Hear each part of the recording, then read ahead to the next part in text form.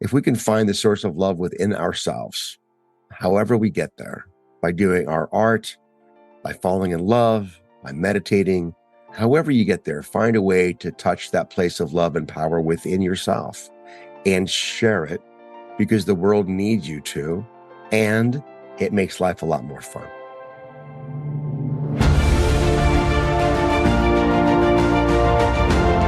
Hello and welcome to the Daily Helping with Dr. Richard Schuster. Food for the brain, knowledge from the experts, tools to win at life. I'm your host, Dr. Richard. Whoever you are, wherever you're from, and whatever you do, this is the show that is going to help you become the best version of yourself. Each episode, you will hear from some of the most amazing, talented, and successful people on the planet who followed their passions and strive to help others. Join our movement to get 1 million people each day to commit acts of kindness for others. Together, we're going to make the world a better place. Are you ready? Because it's time for your Daily Helping. Thanks for tuning into this episode of the Daily Helping Podcast. I'm your host, Dr. Richard. We have a really outstanding and interesting guest to share with you today. His name is Jeffrey Harris.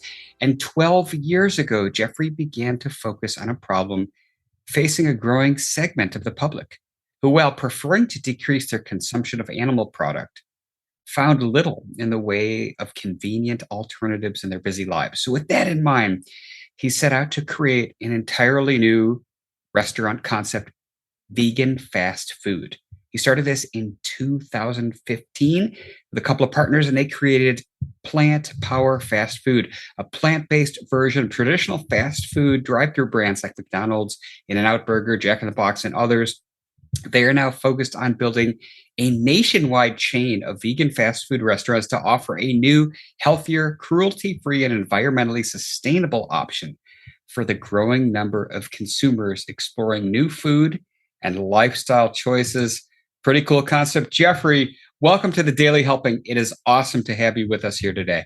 Dr. Richard, it's great to be here. Thank you so much for having me. Absolutely. So I'm so curious because, I've run across people who identify as vegans. I've run across people who identify as plant-based. And some of them, it's like an ideological thing. It's built into their blood. Like that's who they are. And for other people, it's a health choice. So I'm curious, and we'll get this out of your story. What put you on this journey? Like, did you just, as a kid, hate eating animals? How did this really start for you? Yeah, it's a great question. We hear the word vegan or plant-based, and, there's a lot of dimensions and a lot of way to look at that. For myself, I actually became a vegetarian at the age of 14. And I basically it started to slowly dawn on me that the bacon I was eating was a pig, the hamburger was a cow, and so on and so on. Actually, in my bar mitzvah speech way back in 1973, for those of you who are a little bit younger, that's slightly after the invention of the wheel and before electricity. Just kidding. But even at my bar mitzvah speech, I spoke about the sanctity of life, but I hadn't quite kind of connected that yet.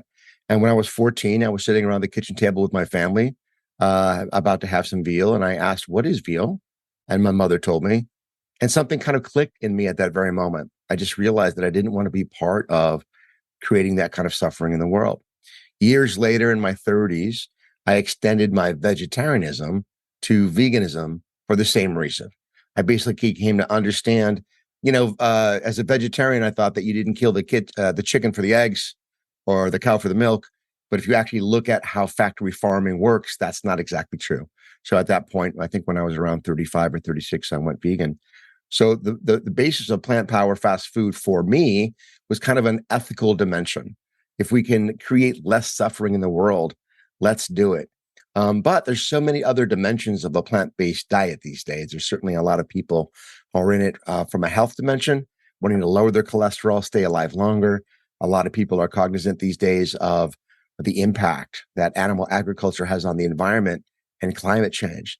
So people really approach this from a lot of different angles. Let's talk specifically first about, you mentioned environmental impact. So talk to us about that, because a lot of people, I certainly haven't given much credence to what does that mean to have essentially a factory, if you will, to produce, meat or Beyond Meat did a study, for example, where they found out that the kind of energy and resources and water it takes to create a quarter-pound plant-based beefy patty is almost 99% less than what is required to do that for an actual piece of meat. That was astounding to me. And I hope I have my figures right because I'm appearing on your podcast as an expert, but I'm pretty close. The other dimension that a lot of people don't know about is climate change. And when I heard that animal agriculture is actually the leading cause of climate change, I frankly found it unbelievable. In my mind, I'm putting together all the coal stacks, cars, transportation, the burning of fossil fuels. But amazingly, if you combine the methane component, which is a much more intense greenhouse gas, and carbon dioxide, animal agriculture is actually the leading cause of climate change, and it's astounding. Again, I found that unbelievable. I have a very scientific bent, so I've done a lot of research. So if you look at the big picture of the planet, if you look at the billions of people that are on the planet, I know I sounded like Carl Sagan for a moment, billions and billions of people, and you think about what is the long-term requirements of human civilization, more and more it's becoming apparent to the great minds of our time that a plant-based diet is the solution. And what I mean by that is not that everybody goes whole hog, no pun intended, 100% vegan like myself. But what it does mean is that gradually we begin to rely less on products from animal agriculture, where the kind of energy and resources that's required are unsustainable, and move more and more to plant-based options. And of course, none of us are strangers to plant-based food. We've all had salads. You know, we've got tomatoes and lettuce on our hamburgers. I mean, it's not unusual. What's changing is the kind of desire for meaty or protein kind of products is being resolved by a new industry that's creating, plant-based chicken type stuff or plant-based beefy type stuff, or with a company named Omni Foods in Asia now, plant-based pork and chicken type stuff. So that people that don't want to make huge changes in their life or their diet can have stuff that looks and tastes like what they like, but without having a negative impact, both on the planet, but also on their health with regard to cholesterol, and artificial ingredients, and antibiotics and things like that. Let's take a deeper dive into that. That's a perfect segue because you had initially kind of teased health, teased the environment. So, talk to us, Jeffrey, about the long-term data on what it shows, the impact on one's health of having a plant-based diet versus, one where you eat meat and everything else. Great. Well, I'm not a doctor or scientist, nor do I play one on TV, but I've done a lot of research over the years. What we now know is that the consumption of animal products is linked to heart disease, diabetes, cardiovascular disease, obesity. The science and the data are in, and it's actually huge. The first part of that is something that we're all familiar with, which is the consumption of cholesterol and unnecessary fat. So we all get that. But over time, there's been more and more science that shows us the impact of the consumption of animal products across the health spectrum, specifically with those issues, stroke, cardiovascular, as I said. What we also now know, and this is unusual, and I wouldn't have guessed this years ago, is that the consumption of cooked meat that's been heated to a certain degree, is now associated with cancer. And that's kind of a relatively new fact. Cooked meat, especially red meats, is now considered to be carcinogen on the level of tobacco. And that's certainly nothing I heard about many, many years ago. So that's very new. But if anybody wants to see, does he know what he's talking about?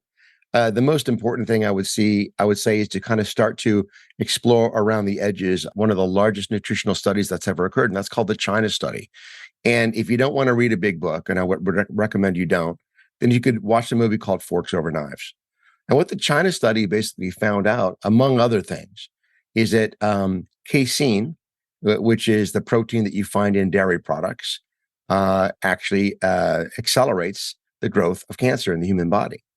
So dairy products that we commonly drink and consume and eat in the form of yogurt and stuff like that all have casein in them.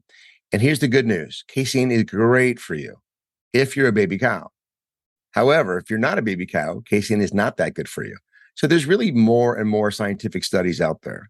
Now, what's interesting is that you have ethically based vegans, kind of like myself, who learn later about the health benefits. I I remember going into Santa Cruz, California in my late teens and having my first experience with vegetables that didn't come out of a can and brown rice and tofu. And I was thinking, what is this thing, food you speak of? It was like a revelation that food could be healthy and not junky.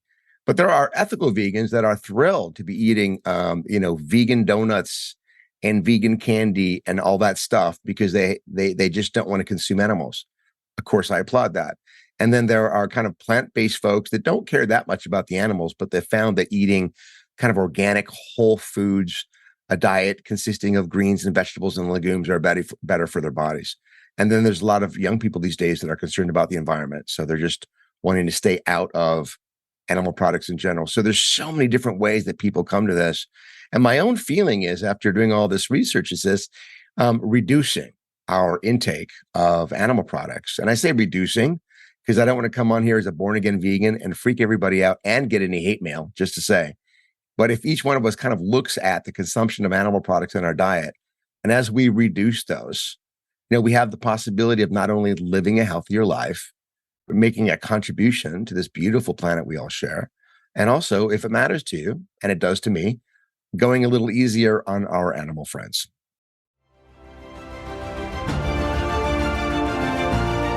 Hey guys, Dr. Richard here. For the past 7 years, I've been privileged to bring you incredible guests who are changing the world and can help you become the best version of yourself. I'm really excited to share with you a new quiz that I created based on my clinical training that will curate for you a custom list of my top episodes and actionable strategies to help you wherever you are on your journey. All you need to do is go to drrichardschuster.com to take it, and it's 100% free. You'll be taking the next step on the journey to unlocking the power of you, and I can't wait to see where you'll go.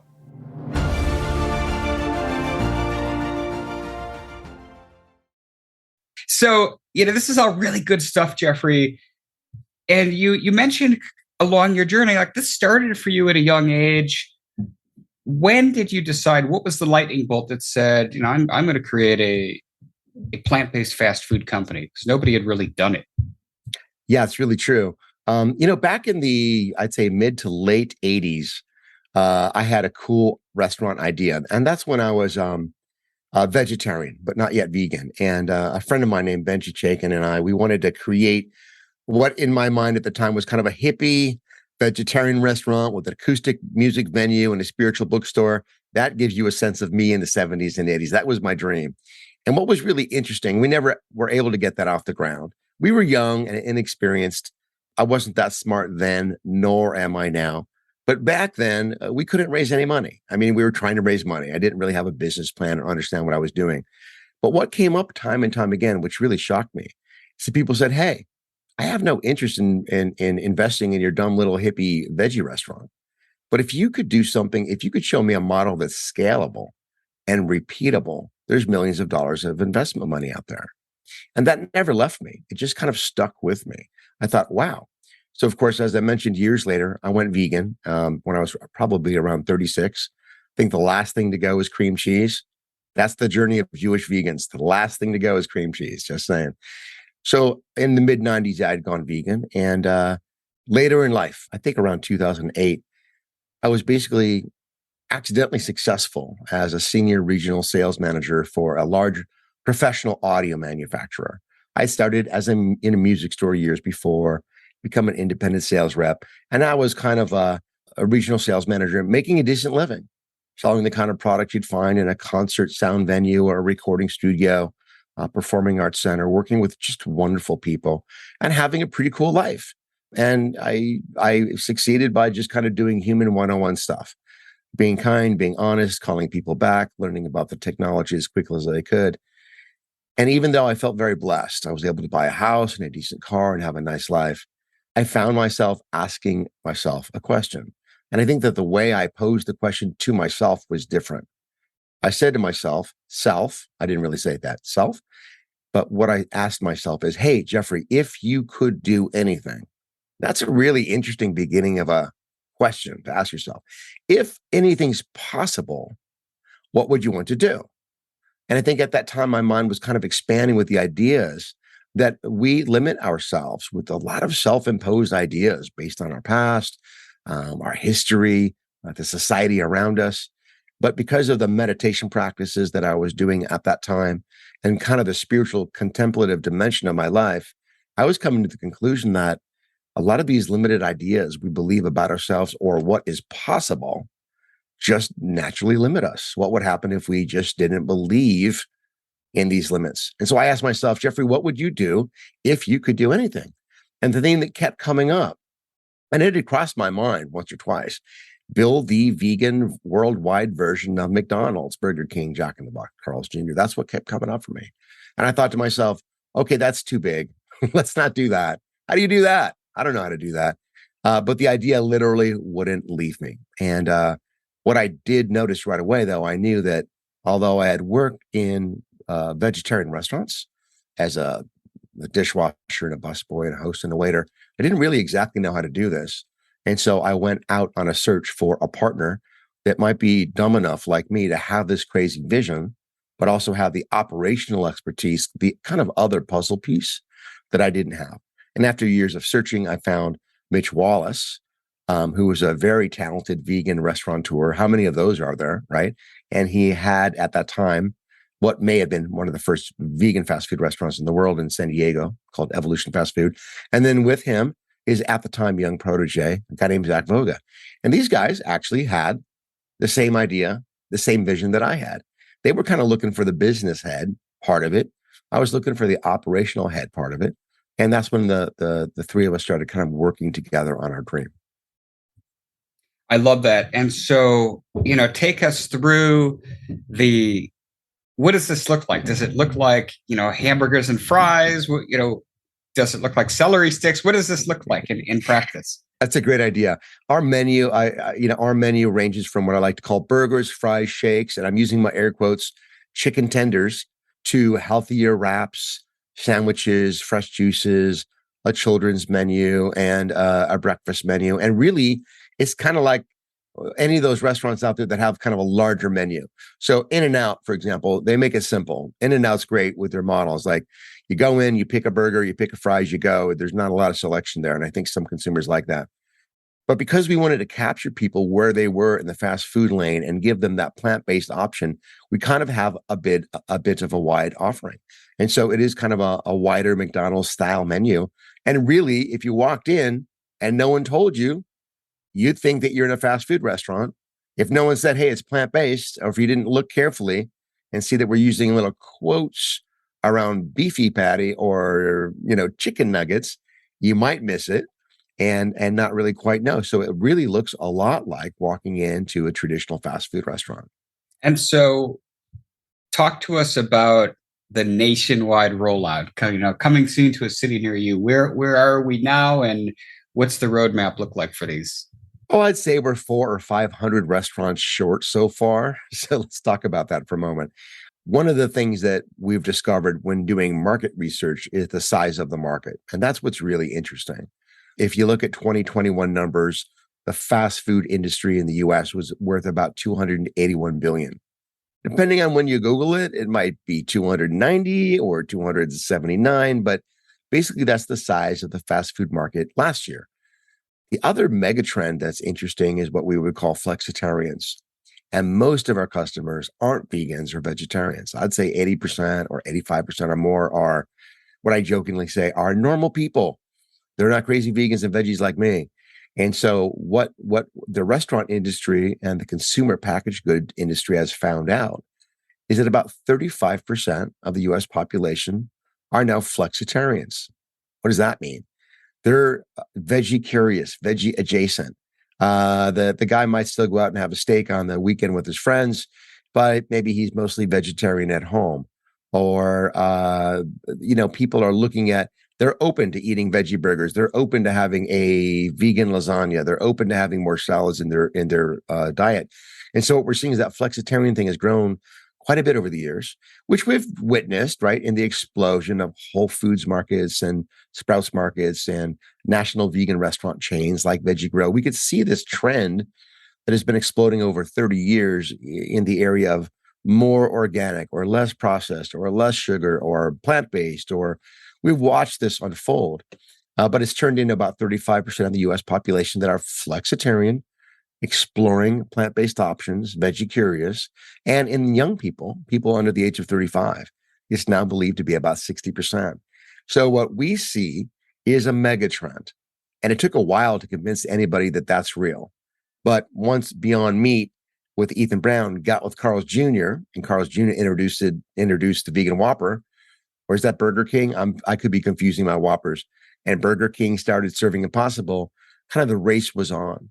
And so we've grown from one restaurant in 2016 to 11 restaurants today, with more in development. We also have a world-class manufacturing facility and a food truck.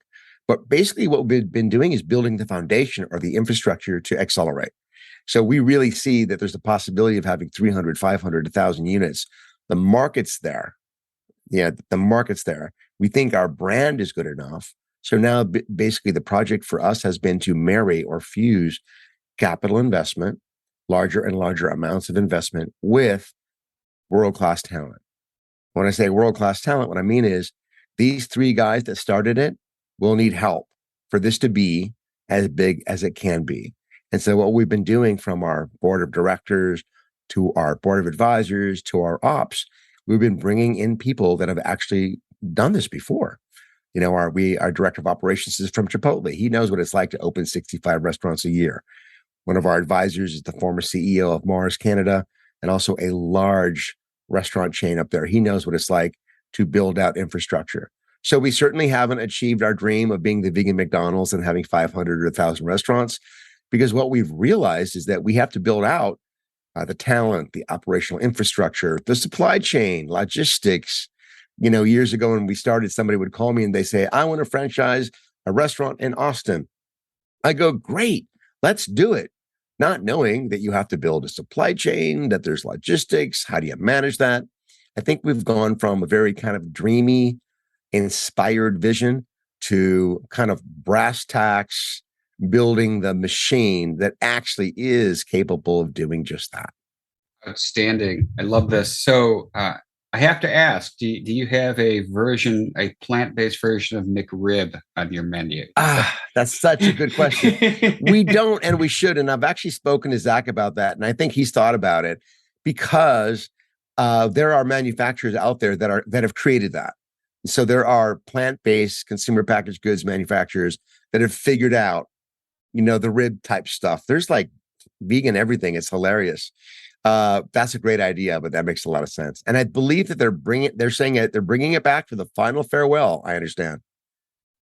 That's what I read recently about. Yeah, McDonald's. that's why I asked. I saw that. Yeah. I saw that story as well. We don't have a McRib yet. We do have the Big Zac, which is aptly named after the Big Mac. And I've got to tell you, I was a McDonald's kid, so I know what a Big Mac tastes like. It's buried back in the reptilian brain.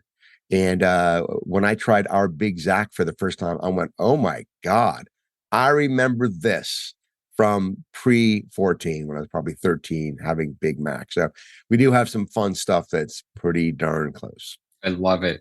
Jeffrey, this has been such a fun conversation. As you know, I wrap up every episode of my show by asking my guest this single question. That is, what is your biggest helping, that one most important piece of information you'd like somebody to walk away with after hearing our conversation today? Thank you so much, Dr. Richard. I'm gonna add one. I'm gonna give you two, and for the price of one at no additional charge. Number one is something I touched on earlier, and that is, we're not limited, right? We're not limited. Like, we have a lot of limiting concepts in our mind about what's possible. So what I would say to people is, be unlimited. It doesn't mean you're always going to succeed. Behind the success of Plant Power, for me, there were 2 or 3 attempts to do this, and then this finally happened. So understand that you can do anything that you want to do. Set off on the journey, believe in yourself. But the second thing I'm going to add is that it's all about love.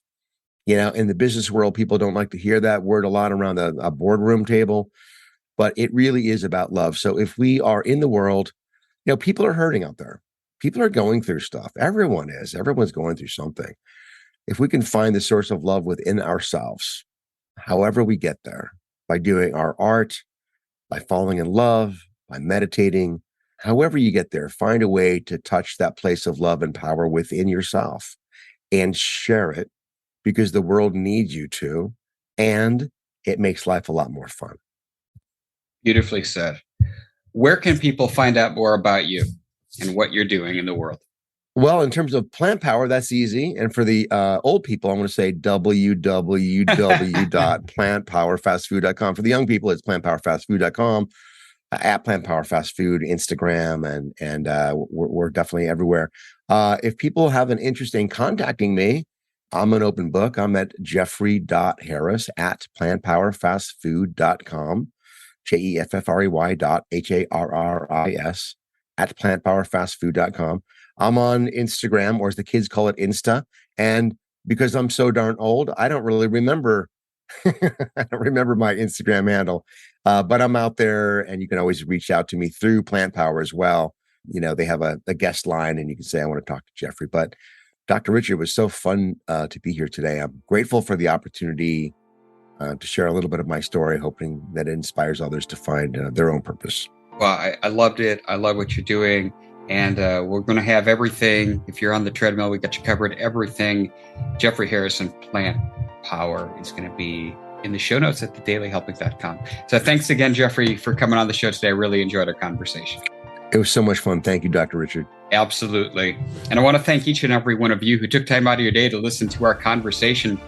If you like what you heard, go give us a 5-star review on Apple Podcasts, because that is what helps other people find the show. But most importantly, go out there today and do something nice for somebody else, even if you don't know who they are, and post it in your social media feeds using the hashtag MyDailyHelping, because the happiest people are those that help others.